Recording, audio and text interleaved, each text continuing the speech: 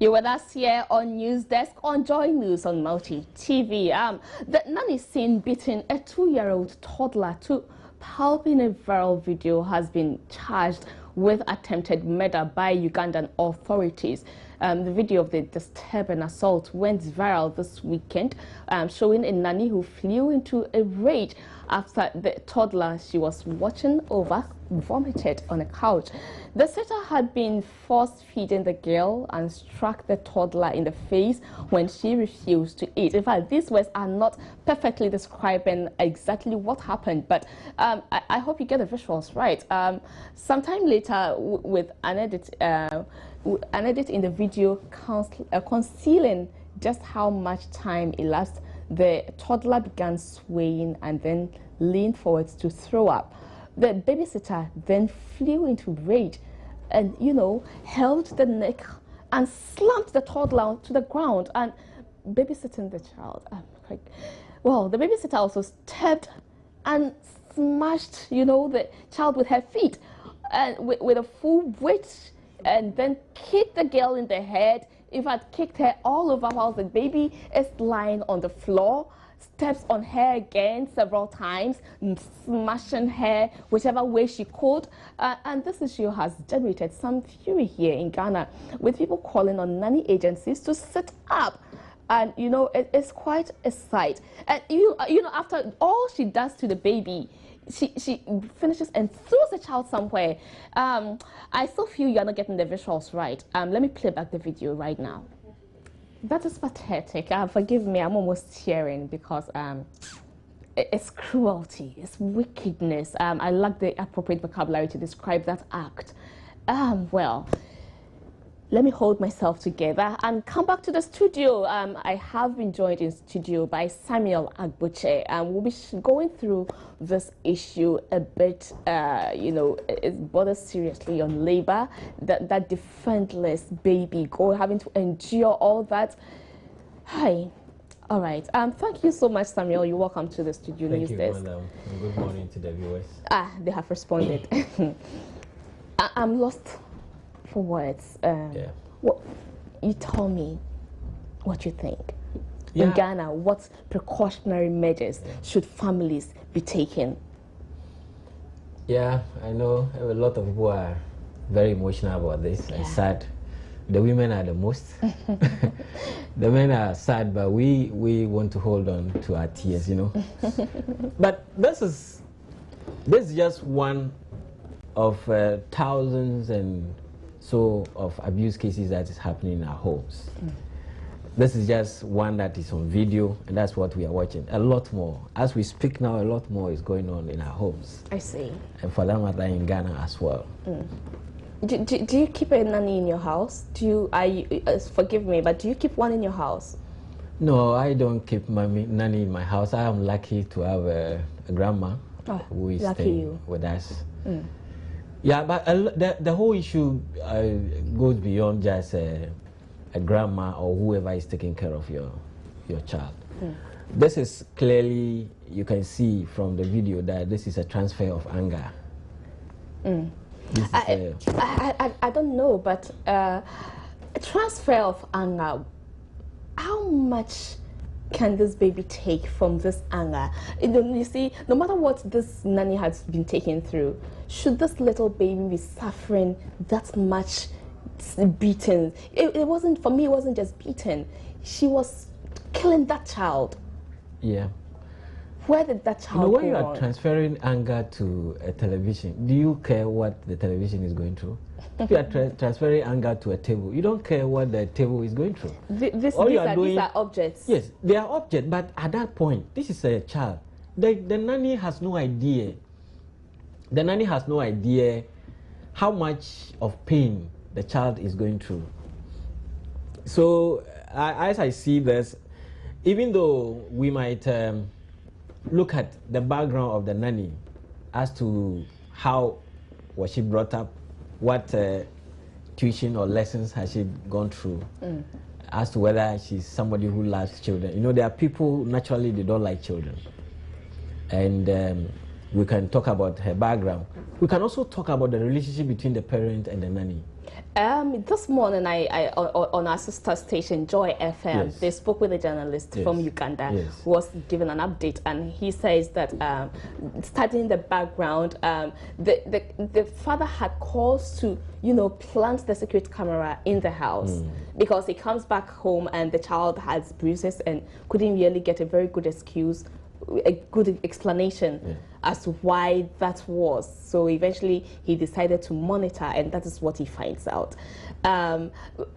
Why? So let's even look at it this way. Why would people not be nice to the nannies who they leave their children with? Why? Why would you not be nice to a nanny you keep in your house to take care of your home and your children, to manage your home whilst you are not there? This is what a lot of families tend to forget. When you are nice to somebody, naturally that person transfers that niceness and the joy to your kids. Isn't it possible that you can be nice to a nanny who still is just wicked, so will still not transfer that nicety to your baby? Yeah, we can look at the person's background. Somebody who has gone through an abuse as a child has the tendency of transferring that to or practicing that or manifesting that in his or her adult dealings. Okay. We can talk about that. And we can also talk about the relationship between the parent, the treatment the nanny is going through at home with the parent. We can also talk of that. Somebody who also hasn't been trained on children or child psychology, how to deal with children, how to feed children. Somebody who do not have the patience to deal with children could also get into this.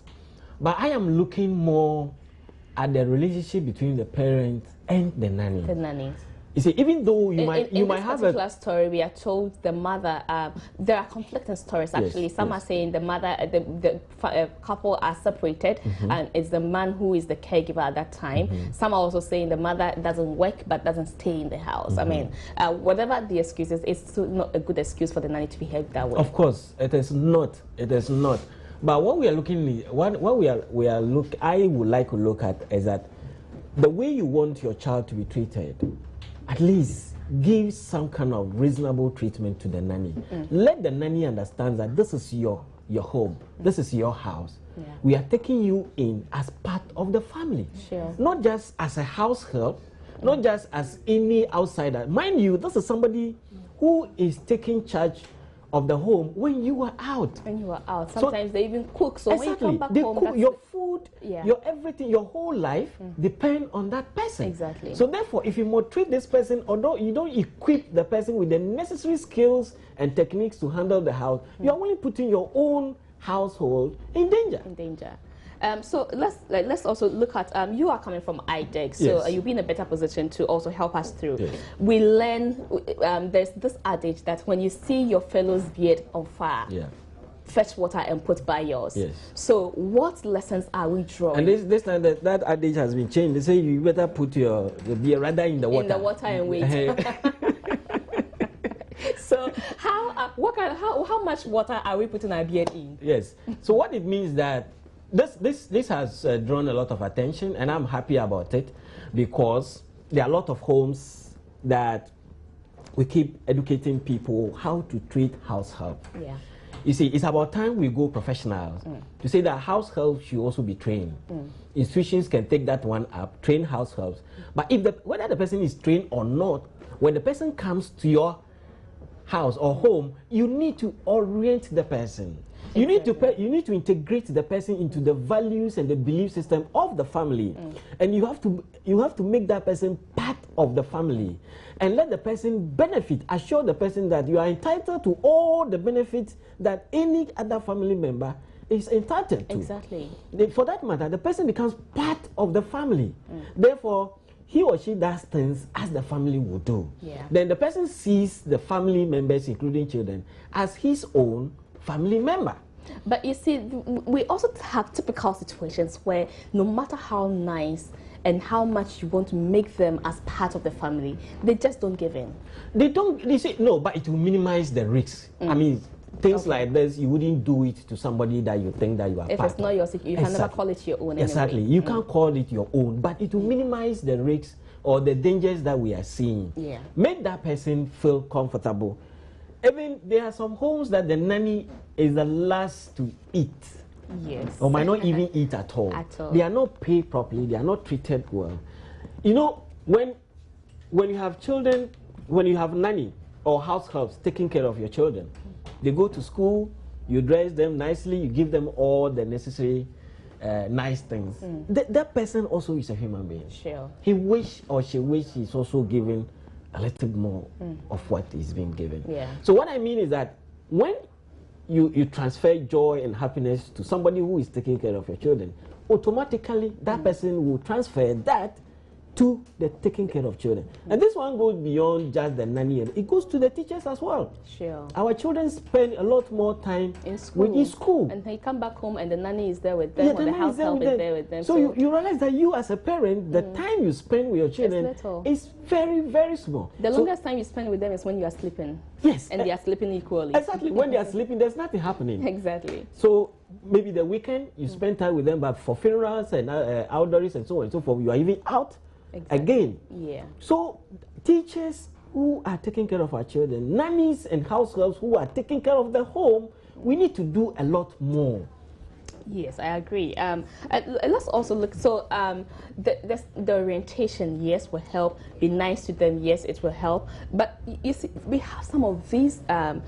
Most often, we don't even want to go in for the adults. They also come with their own baggage. Yes. So you would prefer somebody who you can talk to. The person will listen to you, and you can regulate better. But sometimes they come and the attitude they come in with, you have no choice, because you also some of them refer to them as necessary evils. Yes. You can't do without them. You can either not do with them. So they come in with their own perceptions, and they come and they pick around, they nose around, and by the time you realize you are being nice, but because they are doing picking, listening, picking outside, it becomes very difficult for them, they themselves, to even concentrate.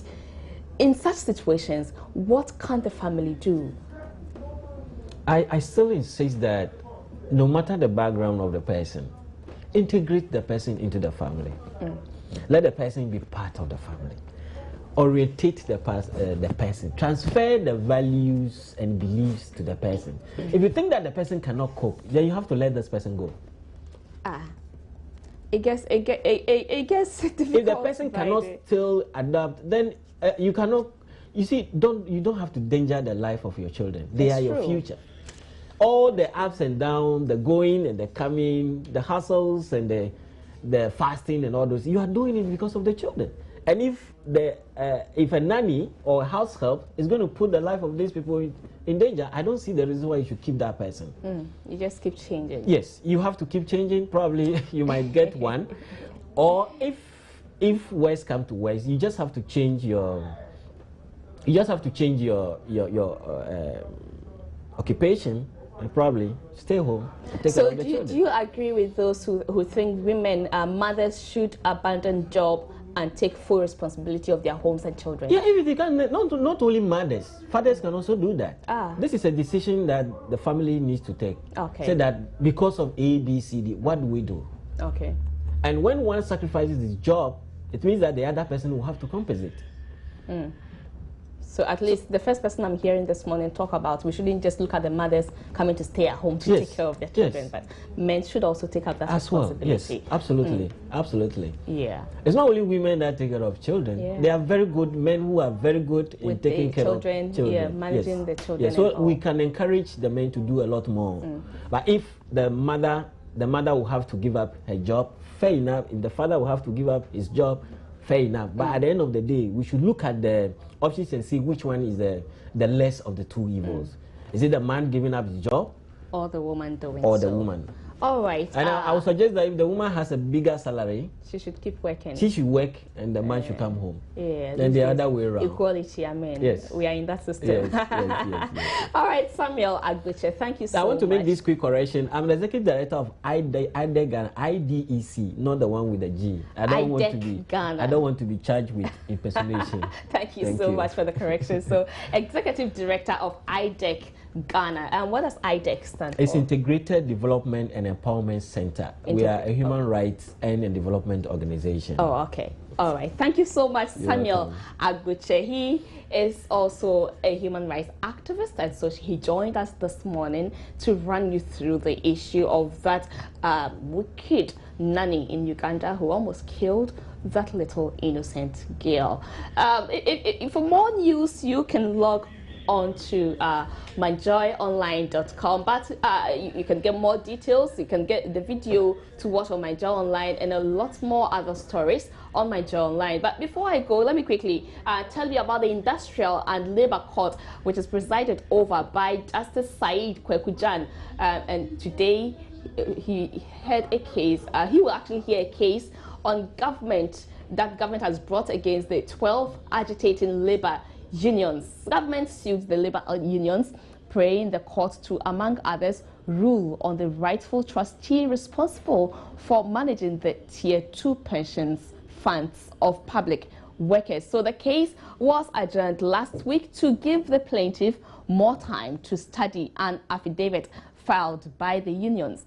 Government is also asking the court to award damages against the unions to compensate government for its losses during the period the unions were on strike. So on Thursday, unions embarked on a demonstration in Accra and Kumasi to show their displeasure in government's handling of their pension matters. You can get more on this on myjoyonline.com. So thank you so much, and let me leave you with this. If you are a parent and you can rely on a nanny, there's very little you can do now but to pray and trust God for one who would also pass on to your children what you also pass on to them. So if you pass very good emotions to them, then you can trust God that you would have same when you come back home. My name is Gladys Osei Oredu. Do join us again at midday when we bring you more stories happening in and around our globe. Thank you so much for being with us on News Desk.